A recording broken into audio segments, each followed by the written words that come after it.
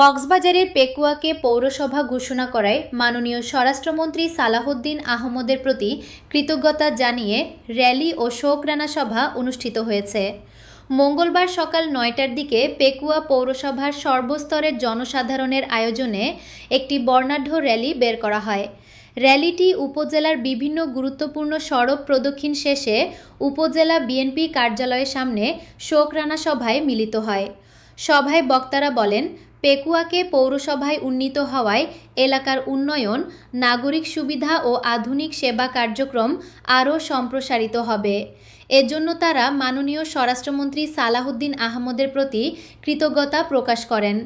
এ সময় উপস্থিত ছিলেন উপজেলা বিএনপির সভাপতি বাহাদুর শাহ, উপজেলা বিএনপির সাংগঠনিক সম্পাদক জেড.এম. মুসলিম উদ্দিন, যুগ্ম সম্পাদক এম. শাহনেওয়াজ আজাদ, সদর পশ্চিম জোন বিএনপির সদস্য সচিব আব্দুল মুনাফ, উপজেলা যুবদলের আহ্বায়ক কামরান জাদিদ মুকুট, উপজেলা স্বেচ্ছাসেবক দলের আহ্বায়ক আহসান উল্লাহ, শ্রমিক দলের সাবেক ভারপ্রাপ্ত সভাপতি হারুনুর রশিদ, তাঁতি দলের সভাপতি জয়নাল আবেদিন, মৎস্যজীবী দলের সভাপতি হারুনুর রশিদ, উলামা দলের সভাপতি জাহাঙ্গীর আলম, ছাত্র দলের আহ্বায়ক নাইমুর রহমান হৃদয় সহ স্থানীয় নেতৃবৃন্দ ও সর্বস্তরের জনগণ।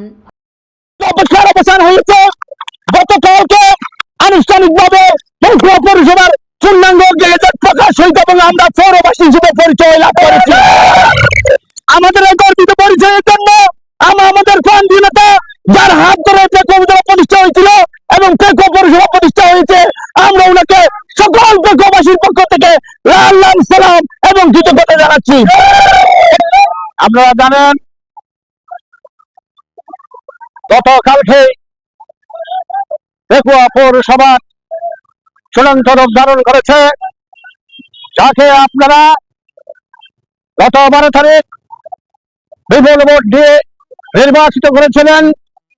উনি নির্বাচনী প্রচার অভিযানে যে সমস্ত প্রতিশ্রুতি দিয়েছিলেন, এই প্রতিশ্রুতিগুলো ধীরে ধীরে বাস্তবায়ন করতে যাচ্ছেন।